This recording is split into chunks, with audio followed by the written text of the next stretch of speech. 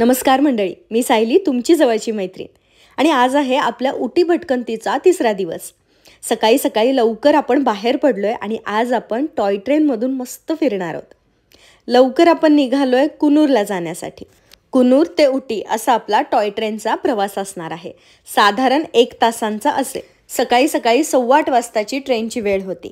7:30 वाजता कुन्नूर स्टेशनला पोहोचल्यानंतर अगदी स्टेशन जवळच असलेल्या रामचंद्रा लंच होममध्ये आम्ही नाश्ता केला. नाश्त्यामध्ये हेच इडली, मेदूवडा आणि डोसा. नाश्ता आवरल्यानंतर स्टेशनला आलो. ट्रेनचं जे तिकीट होतं ते मार्चमध्येच बुक करून ठेवलेलं. ऑनलाईन बुकिंग तुम्हाला करावं लागतं. पुढचे साधारण 1 ते 1.5 महिना, कधीकधी 2 महिन्यापर्यंतचे सुद्धा तिकीट्स तुम्हाला मिळत नाहीत. त्यामुळे इथे जाऊन आपण तिकीट बुक करू असा विचार न करता तुम्ही सुद्धा आधीच टॉय ट्रेनचं तिकीट बुक करून ठेवा, साधारण 1-1.5 महिना आधीच. टॉय ट्रेनमध्ये 2 कॅटेगरीज आहेत. बेसिक ट्रेन आहे ज्याचं तिकीट आहे 350 रुपये आणि स्पेशल ट्रेन आहे जिचं तिकीट आहे 550 रुपये. आम्ही स्पेशल ट्रेनचं तिकीट केलं होतं आणि फायनली आमच्या टॉय ट्रेनच्या प्रवासाला सुरुवात झाली. एक्साइटमेंट चेहऱ्यावर दिसतच असेल. निसर्गाच्या आणखी जवळ जायचं असेल, आणखी जवळून निसर्गाचा आस्वाद घ्यायचा असेल तर उटीमध्ये आल्यानंतर टॉय ट्रेन अजिबातच मिस करू नका. टॉय ट्रेनचा संपूर्ण प्रवासाचा कालावधी जो आहे तो 4.5 तासांचा आहे. पण आपण कोणत्या स्टेशनवरून कुठंपर्यंत जाणार आहोत यावरती आपल्या प्रवासाचा कालावधी ठरतो. जर आपण कुनूरपासून उटीपर्यंत किंवा उटीपासून कुनूरपर्यंतचा जर प्रवास करायचं ठरवलं तर साधारण 1 ते 1.25 तास लागतो. 4.5 तासांच्या संपूर्ण प्रवासामध्ये आपल्याला 16 बोगदे लागतात, 208 कर्व्स लागतात आणि 250 ब्रिजेस लागतात. जर आपण उटीपासून टॉय ट्रेनने कुनूरला गेलो तर कुनूरला उतरल्यानंतर कुनूरमधली ठिकाणं आपण दिवसभर पाहू शकतो. आणि तेच आपण कुनूरपासून जर टॉय ट्रेनने उटीला आलो तर मग उटीमधली ठिकाणं पाहू शकतो. उटीपासून अगदी आपण कोईमत्तूरपर्यंत सुद्धा या ट्रेनने जाऊ शकतो. निलगिरी माउंटन्समधून जाणारी ही ट्रेन आपल्याला विश्वास न बसणारी सुंदर सुंदर दृश्य दाखवते. प्रवासाचा 1 ते 1.25 तास कुठे आणि कसा जातो अजिबातच कळत नाही. टॉय ट्रेनमध्ये बसल्यानंतर सुंदर सुंदर फोटोज, व्हिडिओज, रील्स शूट करता करता निसर्गाचा सुद्धा आस्वाद घ्यायला अजिबात विसरायचं नाही. या ट्रेनचा वेग तसा कमीच असतो, त्यामुळे सगळ्या गोष्टीचा आनंद आपण अगदी छान पद्धतीने मनमोकळेपणाने घेऊ शकतो. कुनूर ते उटी प्रवास करताना आपल्याला 2 बोगदे लागलेले आहेत आणि सोबत चहाचे मळे पाहायला मिळाले, निलगिरीची झाडी, निलगिरीचे माउंटन्स पाहायला मिळाले. अर्थात निलगिरी माउंटन्समधूनच ही ट्रेन जाते. काही वेळेला निसर्ग इतका सुंदर असतो की त्याचं वर्णन करता करता आपलेच शब्द संपून जातात आणि अगदी तसंच इथे आल्यानंतर जाणवतं. रस्त्यात 10 ते 15 मिनिटांसाठी ट्रेन थांबते, जिथे थांबून आपण निसर्गाचा आनंद घेऊ शकतो आणि छान छान फोटोजसुद्धा काढू शकतो.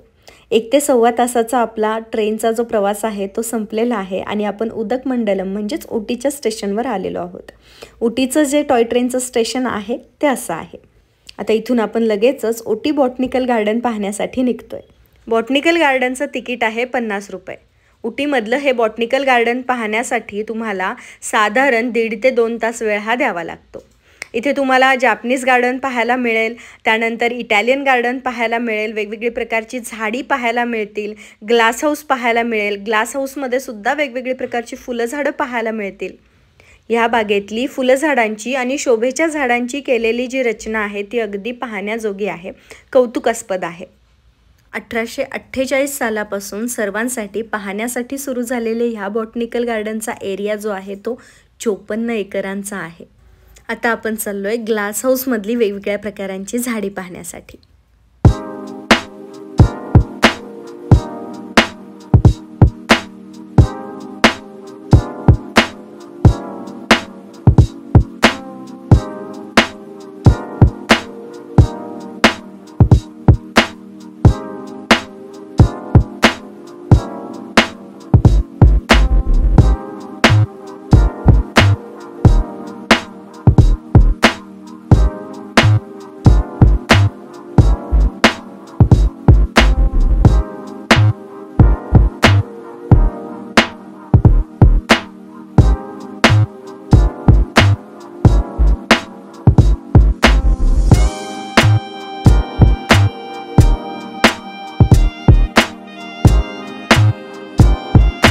ग्लास हाऊसमधली सगळी झाडी पाहिल्यानंतर आता आपण चाललो आहे इटालियन गार्डनकडे. इटालियन गार्डनकडे जाताना रस्त्यामधली जी झाडी होती त्यांना वेगवेगळ्या प्रकारचे शेप दिले होते. वरती पक्षी उडत होते आणि अधूनमधून फुलपाखरूसुद्धा दिसत होते. असा कोणताच रंग नसेल ज्या रंगाचं फूल तुम्हाला इथे पाहायला मिळणार नाही. इटालियन गार्डनचं कन्स्ट्रक्शन तर अगदीच पाहण्याजोगं होतं. तिथे थांबून आजूबाजूला नजर टाकली की फक्त आणि फक्त सुंदरताच दिसत होती. वेगवेगळे रंग, वेगवेगळे प्रकार, फुलांचे हे सगळं दृश्य पाहताना डोळ्यांना विश्वासच बसत नव्हता. हे सगळं पूर्वी आपण चित्रांमध्ये पाहायचो आणि आता आपण हे प्रत्यक्ष पाहतोय. ही किती मोठी गोष्ट आहे. प्रत्येक झाडाला फुलांची गुच्छ लगडली होती. असं एकही झाड नव्हतं की ज्याला फूल नव्हतं. इटालियन गार्डनच्या वरून दिसणारा व्ह्यू हा असा दिसतो. तो सुद्धा खूप देखणा आहे. इथल्या निसर्गाचा आणखी जास्त आनंद घ्यायचा असेल तर मी तर म्हणेन तुम्ही इथे संपूर्ण दिवस तुमचा घालवू शकता.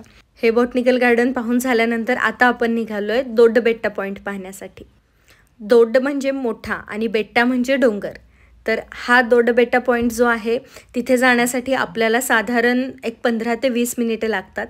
उंचावरून दिसणारा व्ह्यू उटीचा आणि कुनूरचा हा आपल्याला इथे आल्यानंतर पाहायला मिळतो. त्याचबरोबर इथं आपण शॉपिंगची मस्त मजा घेऊ शकतो.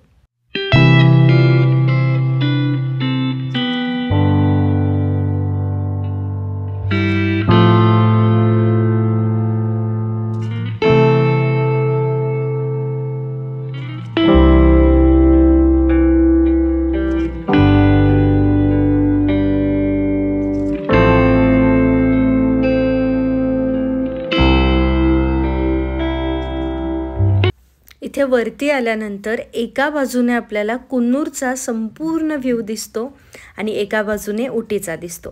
हा जो आपण आत्ता पाहतोय हा उटी व्ह्यू पाहतोय आणि आता इथून आपण पाहणार आहोत तो कुन्नूरचा व्ह्यू असणार आहे. दोड्डाबेट्टा हा पॉईंट पाहण्यासाठी आपल्याला अर्धा पाऊण तास लागतो. इथे आम्ही अर्धा ते पाऊण तास वेळ घालवला आणि पुढच्या प्रवासासाठी निघालो. आता आपण पाहणार आहोत टी म्युझियम. टी म्युझियमला जाण्यासाठी सुद्धा एक अर्ध्या तासाचा वेळ लागतो. टी म्युझियममध्ये पोहोचल्यानंतर तिथे असा एक मोठा ब्रिज आहे आणि त्या ब्रिजवरून सुद्धा खूप छान नजारा आपल्याला समोर दिसतो. या म्युझियममध्ये चहाची सगळी माहिती दिलेली आहे. त्याचबरोबर चहा कसा बनतो हे देखील आम्ही अगदी जवळून पाहिलं. चहा पावडर बनवायची सगळी प्रोसेस चालू असते आणि ती प्रोसेस पाहत पाहत आपण पुढे जातो. हे सगळं पाहायला खूप छान वाटतं, मजा येते. आणि चहा पावडर कशी बनते ह्याचसोबत चॉकलेट्स देखील कसे बनतात हे सुद्धा आम्ही या म्युझियममध्ये पाहिलं. वेगवेगळ्या प्रकारचे चॉकलेट्स आणि वेगवेगळ्या प्रकारचा चहा इथे आपण खरेदी करू शकतो. टी म्युझियम पाहून झाल्यानंतर आम्ही वॅक्स म्युझियम पाहण्यासाठी आलो. इथे असलेले मेणाचे पुतळे पाहताना खरोखरचीच माणसं आपल्यासमोर थांबली आहेत की काय असं भासत होतं. इथे सगळ्या होऊन गेलेल्या थोर व्यक्तिमत्वांचे पुतळे पाहायला मिळतात. कलाकार किती जीव ओतून एखादी कला निर्माण करतो हे त्यांनी निर्माण केलेल्या कलेकडे पाहताना बघून जाणवतं. हे सगळे पुतळे पाहताना कलाकाराचं सुद्धा खूप कौतुक वाटलं. एक एक पुतळा बनवण्यासाठी त्याला साधारण किती वेळ लागला असेल, त्याने हे सगळं कसं बनवलं असेल असे अनेक प्रश्न मनात उद्भवत होते. वॅक्स म्युझियम पाहून झाल्यानंतर आम्ही हॉटेलवरती पोहोचलो. हॉटेलमध्ये गेल्यानंतर थोडंसं फ्रेश झालो आणि निवांत एका ठिकाणी येऊन बसलो. समोर लहान मुलं खेळत होती आणि आम्ही निवांत इथे गाणी ऐकत बसलो होतो. पक्ष्यांची सुद्धा गाणी ऐकू येत होती आणि हा समोरचा निसर्ग, वा, असं वाटत होतं अशी निवांत संध्याकाळ रोज आयुष्यात यावी. भरपूर थंडी होती आणि त्यामुळे रात्रीचं जेवण झाल्यानंतर शेकोटी आणि गप्पा असा आमचा बेत होता. तिसऱ्या दिवशीच्या भटकंतीचा हा व्हिडिओ तुम्हाला कसा वाटला मला कमेंट्समध्ये सांगायला विसरू नका.